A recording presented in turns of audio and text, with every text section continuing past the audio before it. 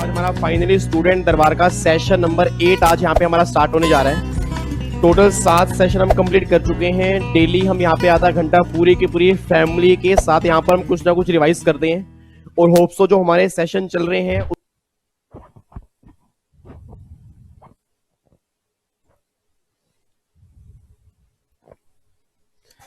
Hello hello hello hello hello hello hello hello hello hello good evening भाई, good evening. की हाल चाल? चलो, ये सभी का हाल चाल बड़े ही होना चाहिए। बच्चा कह रहे हैं सर आज आप ये कैप लगा के कैसे आ गए हो? यार अब तुम लॉकडाउन का फायदा उठा सकते हो, मतलब तुम अपना हेयर का स्टाइल नया बना सकते हो। तो मैंने तो बिल्कुल जबरदस्त स्टाइल बना दिया, इसलिए मुझे अब कैप डालनी पड़ गई है। ठीक है री, तो मैं आपको दिख रहा हूँ ना, ये देखो थोड़ा सा मैं ऊपर कैप कर देता हूँ। ओके है। बच्चा कह रहा है सर पूरी कैप उतारो, पूरी कैप उतारो। इधर देखो ध्यान से, नलायकों मजाक उड़ा रहे हो यहाँ पे मेरा। चलो इधर देखो ध्यान से। तो आज हमारे स्टूडेंट दरबार का सेशन नंबर 91 आज हमें यहाँ पे स्टार्ट करना है।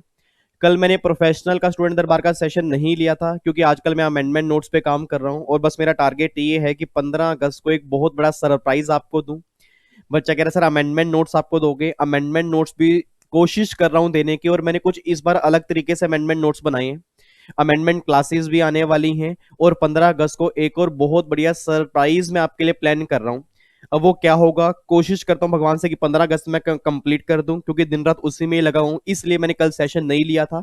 तो प्रोफेशनल वाले बच्चे अगर बाई चांस आपके जान पहचान के हैं, उनसे मैं सॉरी मांगता हूं।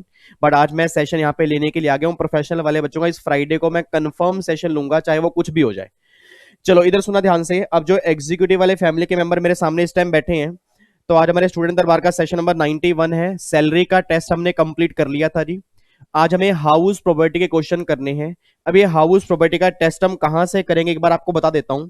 जो मेरी एक्सपर्ट बनो की वेबसाइट पे जो मैंने स्कैनर अपलोड किया है, बहुत सारे बच्चों को पता ही नहीं है, मैंने फ्री स्कैनर अपलोड किया है। जो मैं पहले चार्जेस लेता था, मे भी आपको बताओ बहुत सारे बच्चे स्कैनर मेरा परचेज करते थे, इस बार मैंने फ्री ऑफ कॉस्ट ही सारा स्कैनर डाल दिया था चैप्टर वाइज।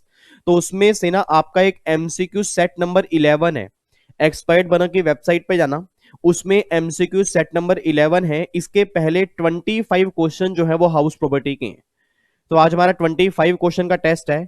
अब मुझे बस ये देखना है कि मेरी फैमिली के कितने बच्चे ऐसे होंगे जो 25 में से 25 मार्क्स लेके आएंगे हाउस प्रॉपर्टी में। मैं ये उम्मीद कर रहा हूं आपने क्लासेस में हाउस प्रॉपर्टी पढ़ ली है।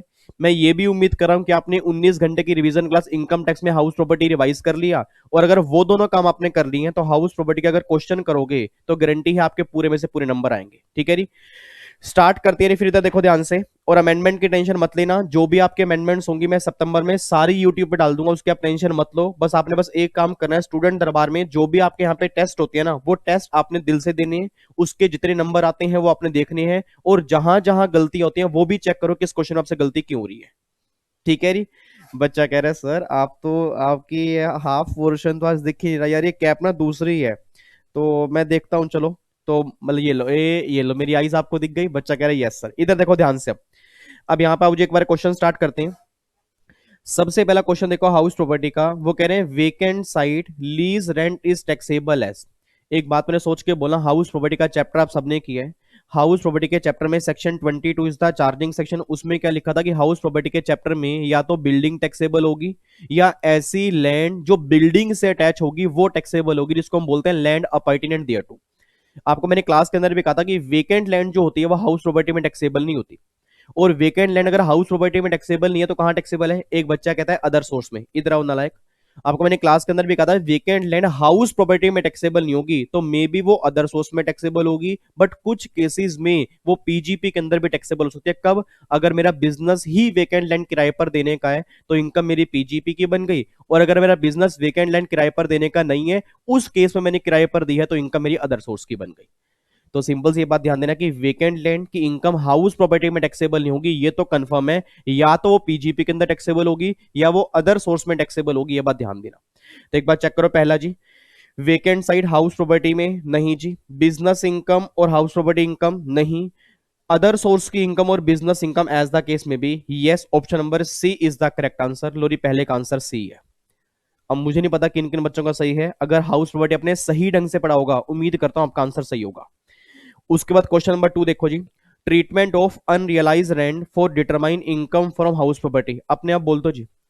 जब आप जीएवी निकालते हो तो जीएवी निकालने का तरीका क्या होता है, एफआरवी और MV, whichever is higher, जो भी आपका हायर आएगा उसको कंपेयर करोगे एसआर से, standard rent, which ever is less, less जो बनेगा उसको हम बोलते हैं एक्सपेक्टेड रेंट। और याद करो एक्सपेक्टेड रेंट को हम कंपेयर करते हैं एक्चुअल रेंट से। अब एक्चुअल रेंट का मतलब क्या है कि अगर कोई आपका अनरियलाइज रेंट है उसको माइनस करने के बाद जो आपका एक्चुअल रेंट आएगा ना उससे हम कंपेयर करते हैं। तो याद करो ये बात मैंने आपको क्लास के अंदर बताई थी कि जो भी आपका अनरियलाइज रेंट होता है ना वो आपका ग्रोस एनुअल वैल्यू में से माइनस नहीं होता, वो एक्चुअल रेंट में से माइनस होता है। बच्चा कहता है सर कई जगह हमने देखा है वो जीएवी में से माइनस करते हैं। सर पहले कभी पुराने जमाने में जीएवी में से माइनस होता था, उसके दूसरे ऑल्टरनेट पॉसिबल थे, बट अगर मैं लेटेस्ट बात करता हूं, आपके एग्जाम की बात करता हूं, प्रैक्टिकली बात करता हूं, जब भी आपका अनरियलाइज रेंट होगा ना वो आपको एक्चुअल रेंट में से माइनस करके फिर कंपैरिजन करना है कि मेरी जीएवी कितनी आएगी। इसके कई सारे क्वेश्चन हमने क्लास में भी डिस्कस किए थे। तो उसने यही बोला देखो ये अनरियलाइज रेंट है उसका हम ट्रीटमेंट क्या करते हैं, क्या हम उसको एक्सपेक्टेड रेंट से कम करते हैं, नहीं। क्या हम उसको सेक्शन 24 की डिडक्शन देते हैं एनुअल वैल्यू में से, नहीं। क्या हम उसको एक्चुअल रेंट में से कम करते हैं, answer is yes, option number B is the correct answer. ठीक है जी, तो दो क्वेश्चन हमारे हो चुके हैं हाउस प्रॉपर्टी के, उम्मीद करूंगा दोनों के दोनों आपके सही होंगे। और जिन बच्चों के नहीं है चेक करो गलती हो कहां रही है, रिवीजन दोबारा करनी है, अपने प्रोविजन की बात ध्यान देना। उसके बाद देखो जी अगला क्वेश्चन क्या है, अगला क्वेश्चन है municipal tax to be deducted from gross annual value should be. अपने आप बोल दो रही म्युनिसिपल टैक्स जीएवी से माइनस करते हैं। अब याद करो पहले हम निकालते हैं जीएवी माइनस करते हैं म्युनिसिपल टैक्स, म्युनिसिपल टैक्स सारे माइनस करेंगे या ओनर वाले माइनस करेंगे, ओनर वाले, और ओनर वाले पेबल माइनस करेंगे या पेड माइनस करेंगे, पेड माइनस करेंगे, उसी साल के माइनस करेंगे या किसी भी साल के माइनस करेंगे। याद करो किसी भी साल के म्युनिसिपल टैक्स अगर आपने जिस ईयर में इनकम निकालनी है उस ईयर में पे करे होंगे तो सारे माइनस करते हैं। ये बात मैंने आपको क्लास के अंदर ही बताई थी, क्योंकि लो ये बात कहता है municipal tax paid by owner during the previous year, मतलब जिस ईयर की इनकम निकाल रहे हो उस साल में जितने भी म्युनिसिपल टैक्स पे करोगे चाहे वो किसी भी साल के हो, अगर ओनर ने पे किए होंगे तो माइनस हो जाएंगे। तो यहां पे आप फटाफट से बोल दो जी, paid by owner during the previous year any year, paid by owner during the previous year current year, तो अपने आप बोल दो करंट ईयर या any year, sir any year, किसी भी साल के पे करो, ओनर ने पे किए होंगे तो माइनस हो जाएंगे, हमें कोई दिक्कत नहीं है। उसके बाद अगला पॉइंट देखो जी, deduction under section 24A। Oh my god, हे भगवान जी इतना मुश्किल क्वेश्चन कैसे दिए, तो हमसे नहीं हो पाएगा। 24A की डिडक्शन कौन सी है सर, एनएवी का 30%, बताओ कितने गिरे गिरे क्वेश्चन दे रहे हैं, option number C is the correct answer. उसके बाद क्वेश्चन नंबर 5 देखो, interest on borrowed capital accrue up to the date of previous year prior to the year of completion of construction is. याद करो आपको मैंने कहा था कि अगर आपने लोन लिया और लोन जिस ईयर में आपने कंस्ट्रक्शन कंप्लीट की है उस साल का तो सारा मिलता है, और उस ईयर से पहले वाले साल को हम क्या बोलते हैं, प्रायर पीरियड इंटरेस्ट, उसको हम अलाउड करते हैं 5 इक्वल इंस्टॉलमेंट के अंदर।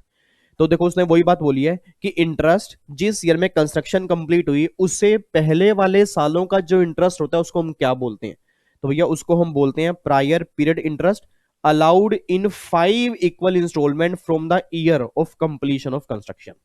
ठीक है जी, तो देखो वही बात लिखी है, option number B is the correct answer.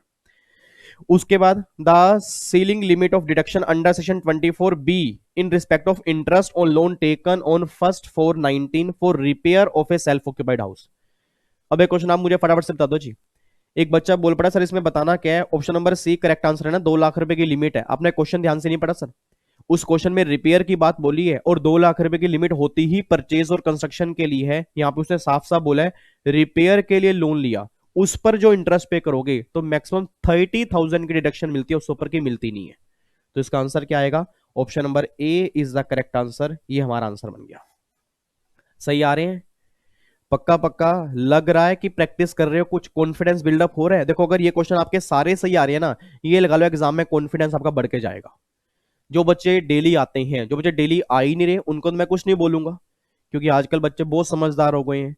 आजकल उनको लगता है कि हाँ यार विवेक सर तो पागल हैं, वेले हैं, उनका तो बस एक ही काम बन चुका है कि हाँ के मुंह उठा के बैठ जाते हैं। उनको नहीं पता कि हमारा पास बहुत बिजी टाइम है। बट फिर भी क्या करूं, पागल हूं सर, मैं आपके लिए आता हूं। जितने बच्चे आ रहे हैं उम्मीद करूंगा अगर वो डेली यहाँ पे आएंगे ना उनको फायदा ही मिलेगा, नुकसान नहीं होगा।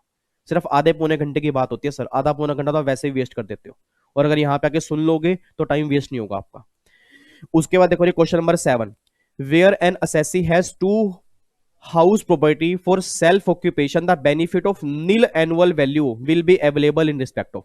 अपने आप बोल दो एक पर्सन के पास 2 सेल्फ ऑक्यूपाइड प्रॉपर्टी हैं, तो उस दोनों में से जो हम नील एनुअल वैल्यू मानेंगे वो एक की मानेंगे, दोनों की मानेंगे। याद करो मैंने कहा था अमेंडमेंट आ चुकी है, मैंने कहा था अमेंडमेंट आ चुकी है। जो बच्चे पुराने होंगे उन्होंने क्लास के अंदर पढ़ा होगा कि अगर सेल्फ ऑक्यूपाइड घर होता है तो नील एनुअल वैल्यू आने का ऑप्शन एक घर के लिए मिलता है। बट लेटेस्ट अमेंडमेंट क्या कहती है कि अब सेल्फ ऑक्यूपाइड का ऑप्शन आप दो घर के लिए ले सकते हो। तो अपने आप बोल दो, दो घर है, दोनों सेल्फ ऑक्यूपाइड है, तो नील एनुअल वैल्यू एक की मानेंगे या दोनों की ही मान सकते हैं? अब दोनों की मान सकते हैं, both the property. Option number A is the correct answer. तो जिन जिन बच्चों ने ये पढ़ा है कि ऑप्शन एक घर का है वो पुराना लो है, अब लो चेंज हो चुका है, अब सेल्फ ऑक्यूपाइड घर में दो घर का ऑप्शन मिल सकता है, दोनों की एनुअल वैल्यू आप नील मान सकते हो, ये बात ध्यान दो। उसके बाद देखो question number 8, Leena received 30,000 as arrears of rent during the previous year 1920, the amount taxable under section 25 capital A would be। आपने आप बोल दो जी, एरियर्स ऑफ रेंट की अगर रिकवरी होती है तो क्या वो रिकवरी फुली टैक्सेबल होती है या डिडक्शन माइनस करने के बाद? डिडक्शन माइनस करने के बाद।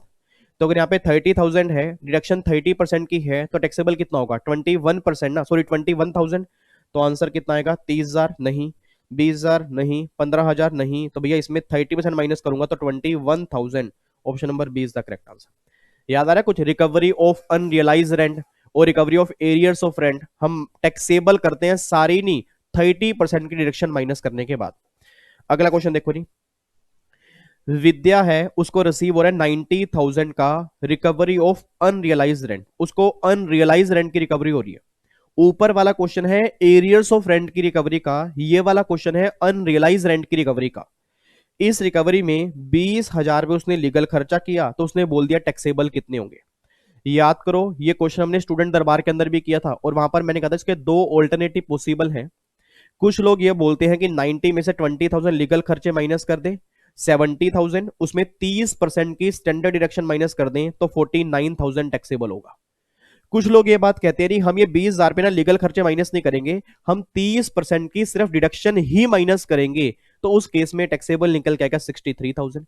और जब ये क्वेश्चन आपके एग्जाम के अंदर बना था तो मे बी कुछ बच्चों को स्टूडेंट दरबार का वो सेशन ध्यान आ रहा हो, इंस्टीट्यूट ने खुद कहा था कि ऑप्शन नंबर बी और डी ये दोनों ही सही आंसर है।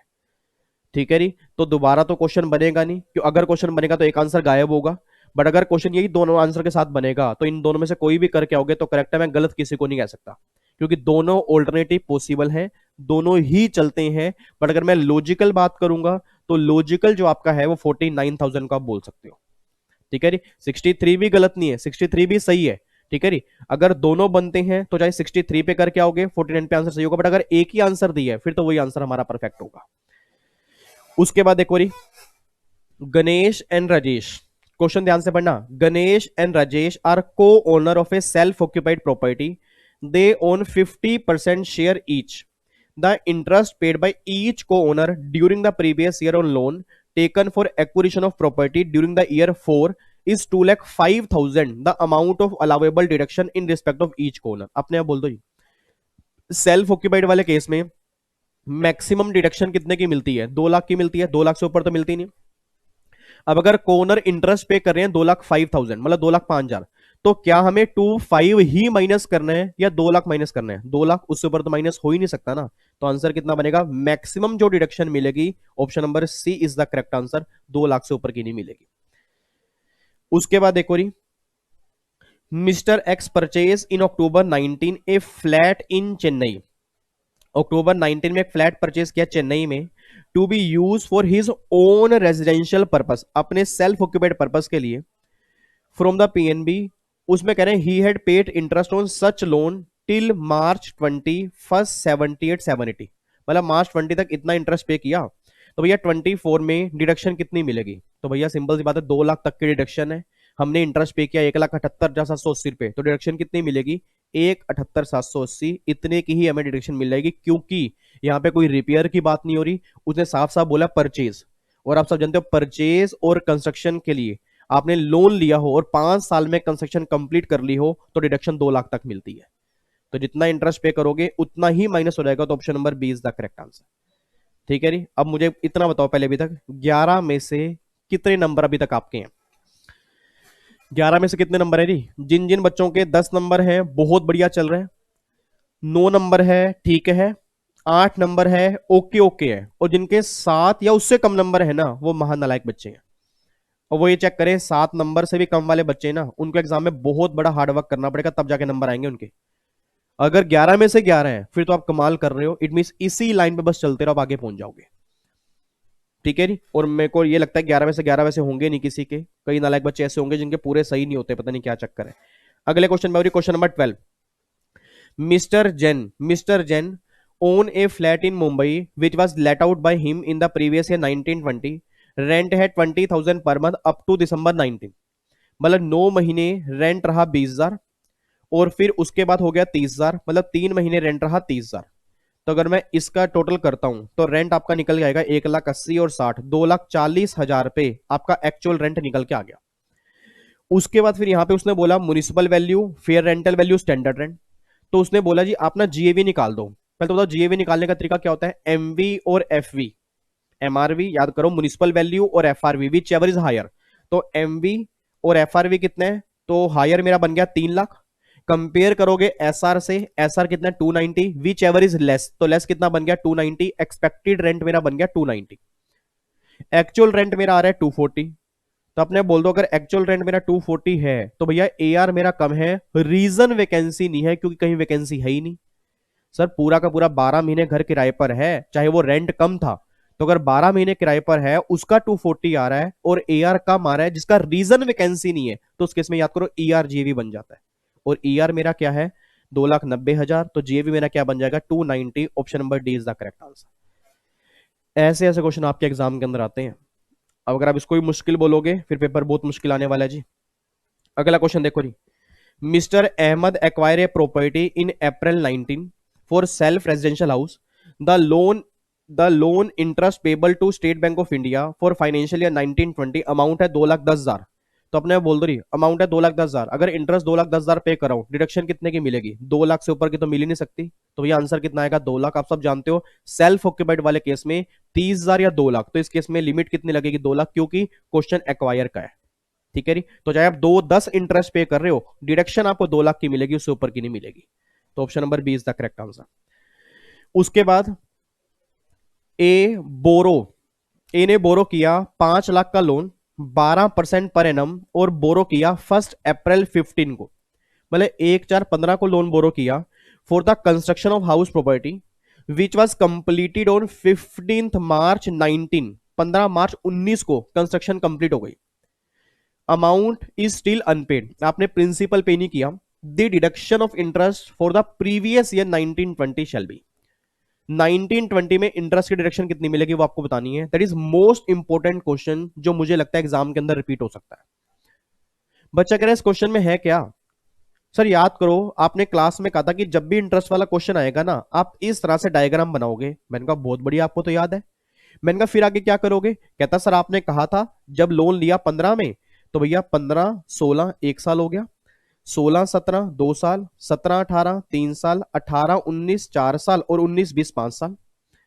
मैंने कहा फिर आगे क्या करेंगे, सर 19 20 का इंटरेस्ट निकालना है ना, तो 19 20 को तो ऐसे सर्कल में कर लेता हूं मैं कहा ठीक है।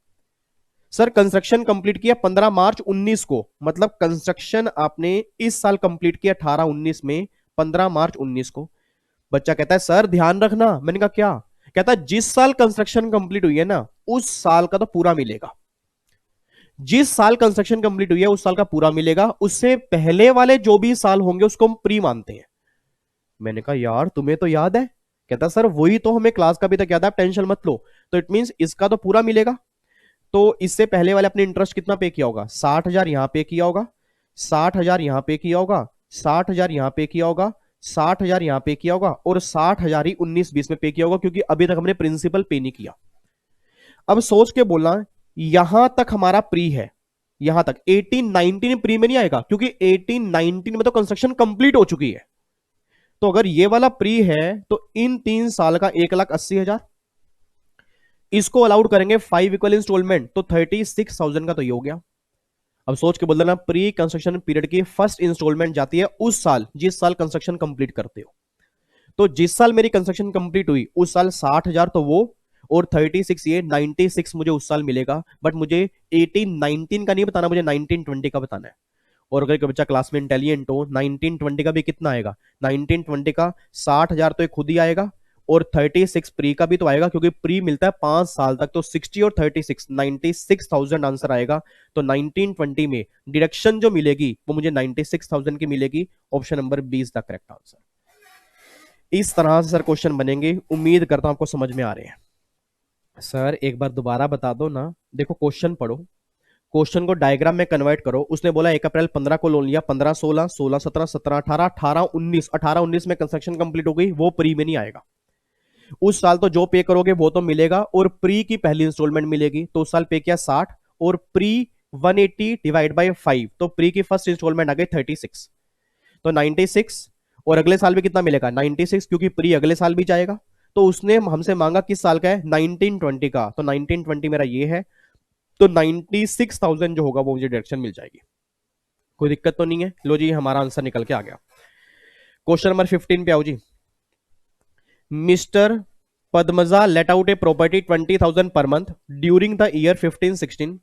द म्युनिसिपल टैक्स है उसने पे किया 60,000 रुपए का, जिसमें 45,000 रुपए ना एरियर्स है, मतलब पिछले सालों के होंगे। तो मैंने पहले भी कहा था भैया पिछले साल के हो चाहे अगले साल के हो, अगर पे आपने कर दिया डिडक्शन मिल जाएगी। हमें बताना क्या है, हमें इनकम बतानी है, ध्यान रखना।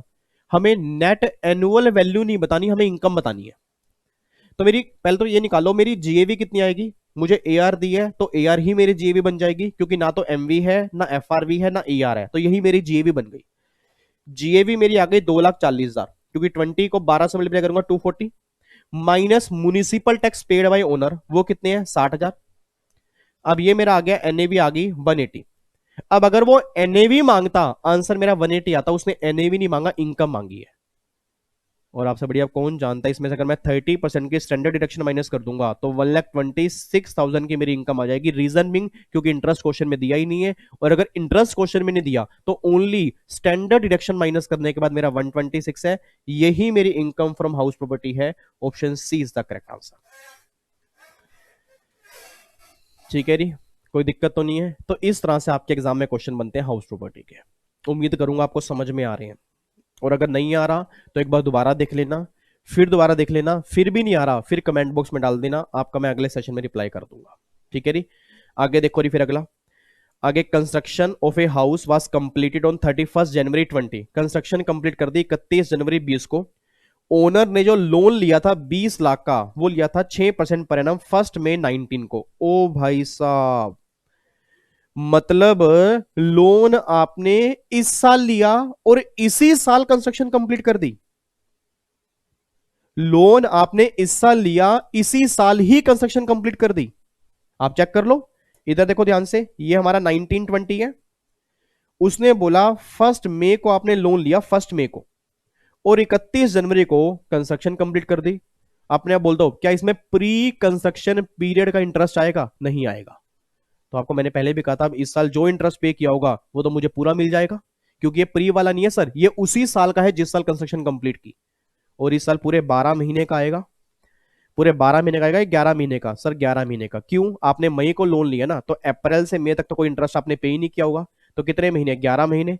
तो अगर एक साल का 1,20,000 रुपये, क्योंकि 20 लाख को 6 से मल्टीप्लाई करूंगा तो 1,20,000 रुपये इंटरेस्ट आएगा एक साल का, तो 11 महीने का कितना आ गया? 1,10,000। तो डिडक्शन मुझे कितनी मिलेगी? 1,10,000 की इंटरेस्ट की डिडक्शन मिलेगी। एक बच्चा कह रहा है यार झूठ मत बोलियो, देख तेरे को ये समझ आ रहा है जो इंटरेस्ट वाले सर क्वेश्चन करा रहे हैं? मुझे तो ऐसा लग रहा है ये पता नहीं यार, बहुत पहले हमने पढ़े थे और ये तो हमसे हो ही नहीं रहे। दोस्त दोस्त कह रहा है भाई अगर तेरे को याद नहीं आ रहा ना, विवेक सर ने पूरी इंटरेस्ट वाली वो डाल रखी है 24B की रिवीजन क्लास यूट्यूब पे, क्लास वाली।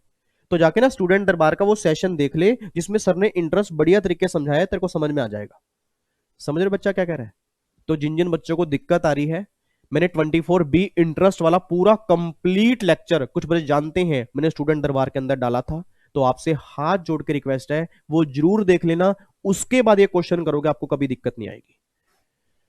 ठीक है जी। अब कई बच्चों को पता नहीं ना स्टूडेंट दरबार में चल क्या क्या रहा है, क्योंकि कई बच्चे नहीं आते हैं, पुराने बच्चे चले जाते हैं, नए बच्चे आते हैं, पुराने जाते हैं, नए आते हैं, यही काम चलता जा रहा है। क्योंकि पुरानों को वैल्यू नहीं पता, नए को वैल्यू पता है, फिर आपके लिए वैल्यू खत्म हो जाएंगी, फिर कुछ बच्चे नए आएंगे वो कहेंगे चल क्या रहा है भाई, सर ने क्या क्या डाला है वो तो हमें बताओ। तो आपको मैं डेली एक बात बोलता हूँ, स्टूडेंट दरबार में जितने सेशन है आपने जरूर देखने अपने एग्जाम के लिए, और उसमें रिवीजन भी है, क्वेश्चन आंसर की प्रैक्टिस भी है, सब कुछ उसके अंदर है। ठीक है जी। आगे देखो जी क्वेश्चन नंबर 17 फटाफट से। क्वेश्चन नंबर 17 है स्टैंडर्ड डिडक्शन 24A, ये तो पहले भी हमने कर लिया। 24A किसका है? 30% of NAV, option B is the correct answer. अच्छा वो अगला कह रहे हैं जीएवी कैसे कैलकुलेट होती है? जीएवी बताओ जी। जीएवी निकलती है एफआरवी और MV, whichever is higher. फिर जो हायर आएगा उसको कंपेयर करेंगे एसआर से, विच एवर इज लेस, इसको हम बोलते हैं एक्सपेक्टेड रेंट। और एक्सपेक्टेड रेंट और एक्चुअल रेंट में से जो भी ज्यादा होता है नॉर्मली हम उसको जीएवी बोलते हैं। वो वैकेंसी वाला केस अगर हम छोड़ दें तो देखो, हायर ऑफ एक्सपेक्टेड रेंट और रेंट रिसीव्ड और रिसीवेबल, इसको ही तो हम जीएवी बोलते हैं, क्योंकि लोअर वाला तो मतलब ही नहीं है। और म्युनिसिपल वैल्यू और एफआरवी, इनके हायर को हम जीएवी थोड़ा बोलते हैं। एनएवी माइनस म्युनिसिपल टैक्स, नहीं नहीं ये भी जीएवी नहीं है, तो option A is the correct answer. उसके बाद देखो एक्सपेक्टेड रेंट कैसे निकलता है, याद करो एक्सपेक्टेड रेंट कैसे निकलता है। एफआरवी और एमवी हायर, उस हायर में से अगर हम स्टैंडर्ड रेंट से कंपेयर करते हैं और जो लेस वाला निकल के आता है वो हमारा ईआर आता है, अगर आपको ध्यान आ रहा हो तो देखो जी, लोअर ऑफ म्युनिसिपल वैल्यू और fair rent value but maximum to standard rent, वही लिखा है ना। मतलब पहले तो नहीं, सॉरी, ये आ गया हायर ऑफ म्युनिसिपल वैल्यू और फेयर रेंटल वैल्यू, इनमें से higher but restricted to standard rent, that is means whichever is less, तो option A is the correct answer. ठीक है ना, तो ये ध्यान से गलती से कंफ्यूज मत होना, क्योंकि पहले तो हम क्या करते हैं एमवी और एफआरवी का हायर लेते हैं। याद करो जीएवी निकालने के लिए हम क्या करते हैं, एमवी और एफआरवी का हायर, फिर जो हायर आता है कंपेयर करते हैं एसआर से, और एसआर से कंपेयर करने के बाद बोलते हैं विच एवर इज लेस, तो इट मींस रिस्ट्रिक्टेड, एसआर से ज्यादा हो ही नहीं सकता, that is option number A is the correct answer. ठीक है जी। उसके बाद जी, प्रायर पीरियड इंटरेस्ट कितने साल में अलाउड होता है? ओ हो इतना मुश्किल question. Prior period interest allowed होता है 15 साल में। 15 साल में या 5 साल में? 5 साल के अंदर, option A is the correct answer.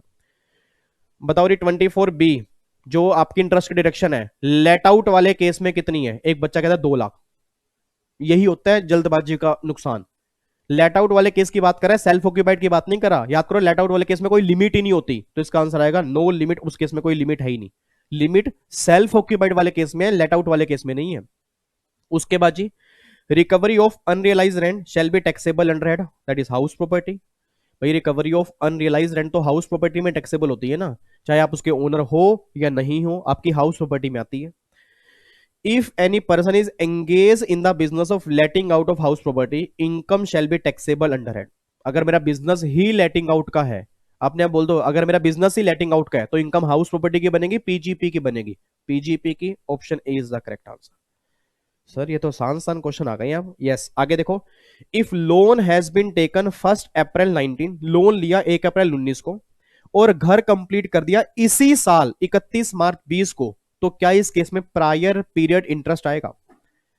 Sir same year में लोन लिया, सेम ईयर में कंस्ट्रक्शन कंप्लीट कर ली। आपने 1 अप्रैल 19 को लोन लिया, 31 मार्च 20 को कंस्ट्रक्शन कंप्लीट कर ली। आपने अब बोल दो क्या कोई प्रायर पीरियड इंटरेस्ट है? नहीं है ना, that is no prior period installment in previous 1920, option A is the correct answer. Question number 25, ओहो ये 25 से आगे तो फिर हमारा रेजिडेंशियल स्टेटस के स्टार्ट हो गए हैं। मतलब 20 फिर आगे कैपिटल गेन के आ गए, अदर सोर्स के आ गए, तो मतलब 24 तक ही हाउस प्रॉपर्टी था। चलो तो 24 तक ही हमारा हाउस प्रॉपर्टी था, तो यहां तक हाउस प्रॉपर्टी का टेस्ट आपका कंप्लीट हो गया। अब मुझे बस ये बताओ 24 में से किस किस बच्चे के कितने नंबर है?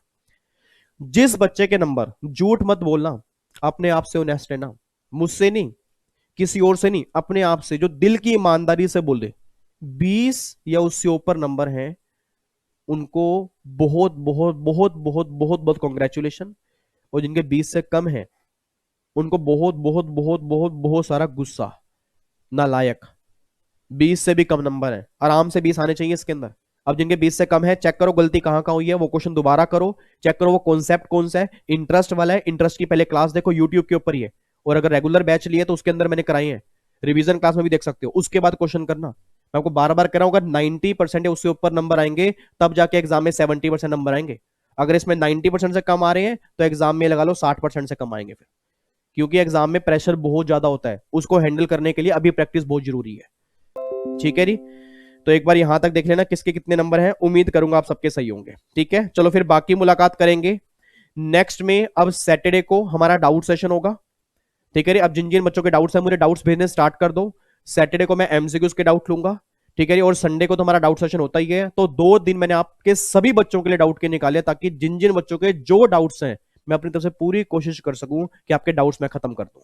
ठीक है, तब तक के लिए इसको देखो, मैक्सिमम शेयर करो, और बस तैयारी करते रहो सर, तैयारी करते रहो। एक ड्रीम बना के चलो कि मुझे इस बार एग्जाम निकालने हैं, निकालने हैं, और अच्छे नंबर से निकालने हैं, बस ये बात ध्यान देना। ठीक है, बाकी मुलाकात करूंगा नेक्स्ट सेशन में। तब तक के लिए अपना ध्यान रखो, अपनी फैमिली का ध्यान रखो। ओके जी, bye bye, tata, thank you so much, जय हिंद। सर आप ये कैप कब उतारोगे?